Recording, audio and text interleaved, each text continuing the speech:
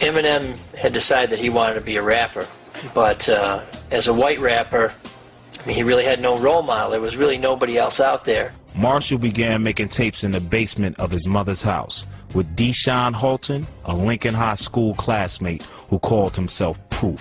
He did not meet Proof till he was around probably 17 or 18. Proof was very, very respectful, very polite, Miss Mathers, do you need me to do anything for you? Or he would say please and thank you, where the other kids were just like, get me this or do that, or no, I'm not taking out the garbage. He was using the basement all the time to practice and scratch records, but I found out they were my albums that they used to scratch. Marshall and Proof would come out of the basement with a tape they persistently shot to local record stores, including Record Time, run by Harry Bunner. Eminem and his crew that he hung out with, they were the basement production crew. All his cats that he used to hang out with. And they'd come in and they'd buy all the new hip-hop that come out. It didn't matter who it was. If it was something new and cool, especially out of New York, they bought it. So all this stuff's coming in and they're buying all this stuff and everything, but anytime anybody locally come out, they hated him. Especially Marshall. Marshall's like, these guys suck. These guys don't have no talent. ICP, who are they? They suck. And then he started getting down on Kid Rock and stuff, and I happened to have a shirt on that day, and he's like, you like Kid Rock and everything? I'm like, yeah, I like Kid Rock. I support local hip-hop. And he's like, well, he sucks. I go, you're telling me all these bands that suck, but I haven't heard a damn thing come out of your mouth yet. He didn't really make a name for himself until there was a Kid Rock in-store that we had.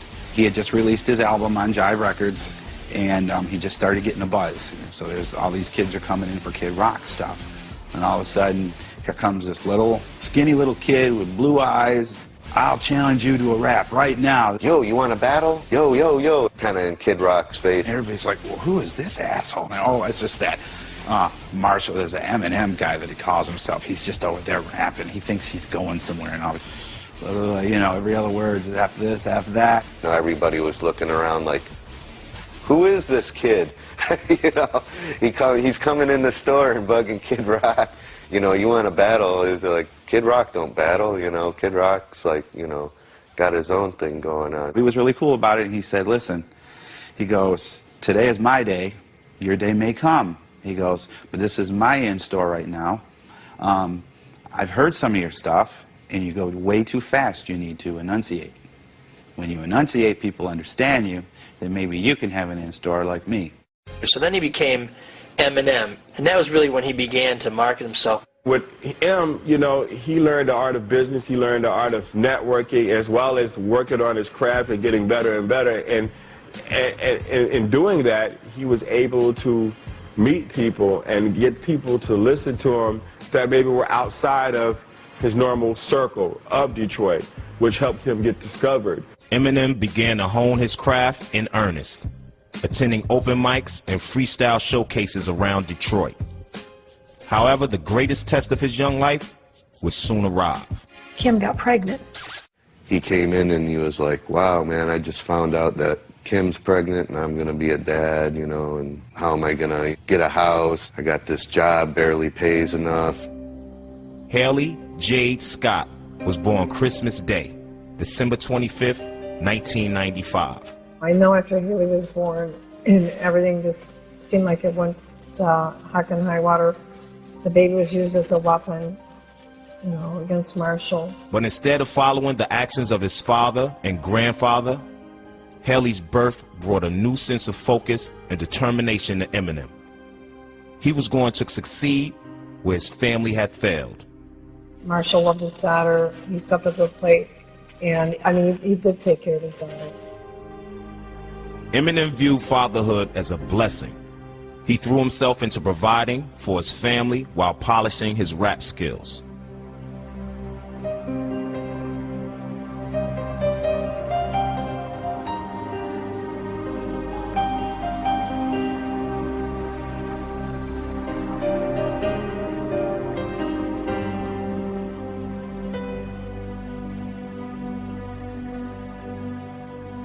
Gilbert's Lodge is a down-home roadhouse outside of St. Clair Shores.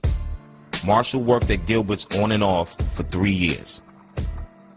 Gilbert's Lodge was probably Eminem's mainstay for a while. I mean, that was his steady gig.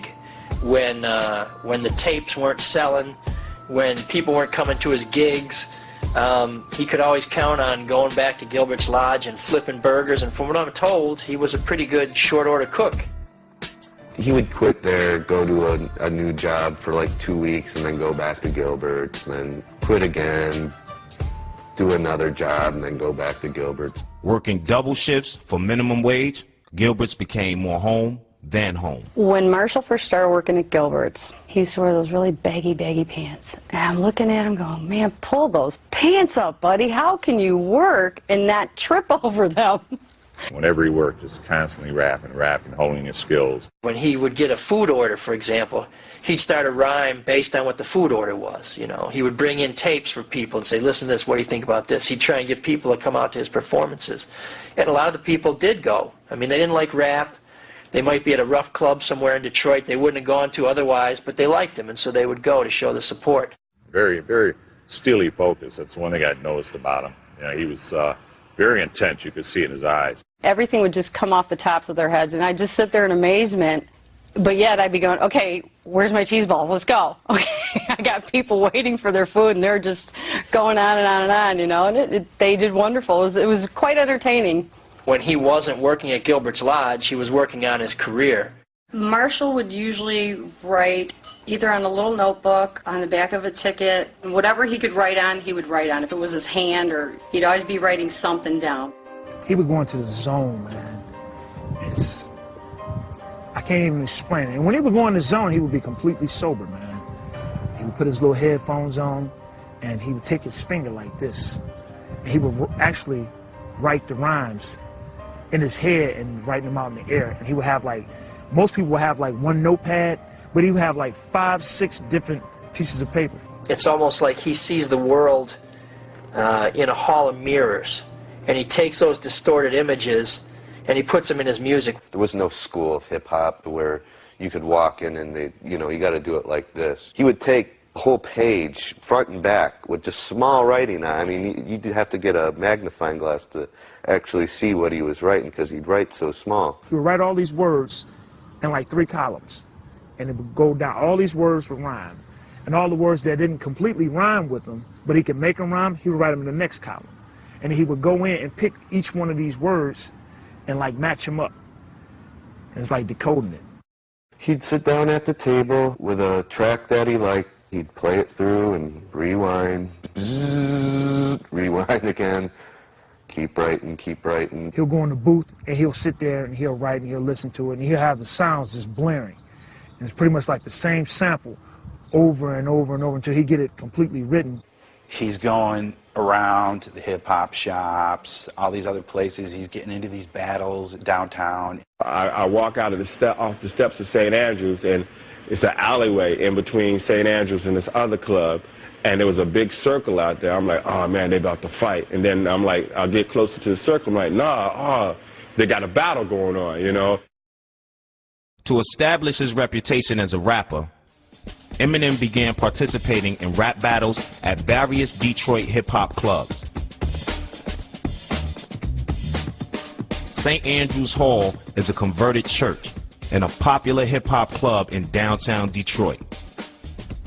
The basement is called The Shelter, one of the most important proving grounds in the city. Being in the Shelter is like being in the basement of your mom's house and you having a big block party. Everybody that comes in knows everybody. Music is pumping, and the MCs are up there rapping, and everybody is attentive to what they're saying, hanging on every word that they said. Eminem would now have to bear out his talents in front of all black audiences.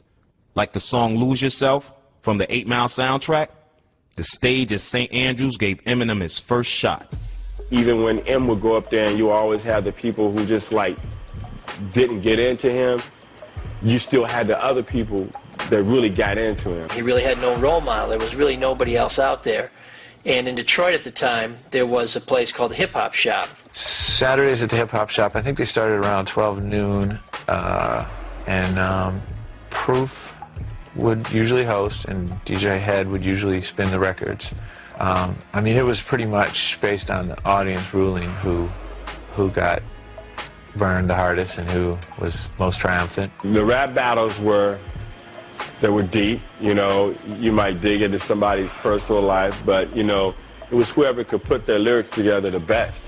You know, and week after week, you could tell when somebody went home and they were practicing and they lived and breathed it. That's the thing about, you know, going to the rap battles. The guys that were rapping weren't just some guys who decided yesterday that they want to rap and they decided they were going to write some stuff. No, these guys lived and breathed hip-hop.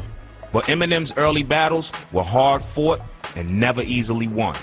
He'd just come out, start rhyming, and was done, and leave the stage. And people were like, yeah, he's really good. He was putting like 110% in of everything, with any rap battle, anywhere he could be noticed. He was dedicated. He was trying to make it. He was trying to explain to Kim, look, you know, this could be our big break. Let me do it. She was always had a word in about him doing that. Why are you doing this? You need to go out and buy your daughter diapers.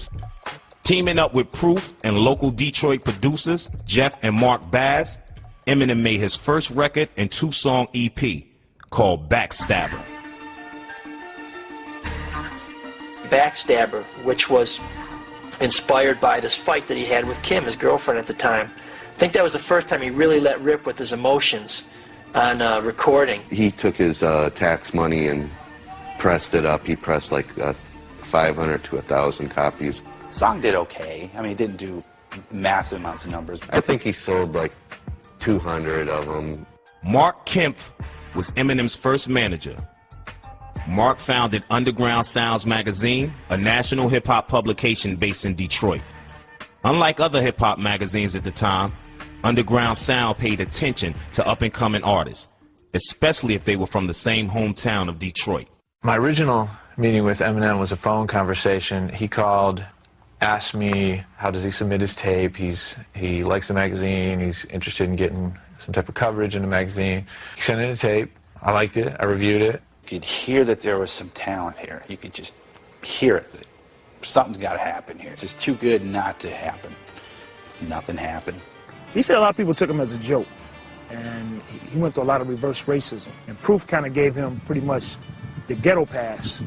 When he first put the tapes out, you know, people were like, you know, not really feeling it. You didn't even finish school, now you want to rap, you're going to be a white rapper, it's not going to work. You know, everybody from his school, from, you know, guys in the neighborhood, the nightclubs, people laughed at him.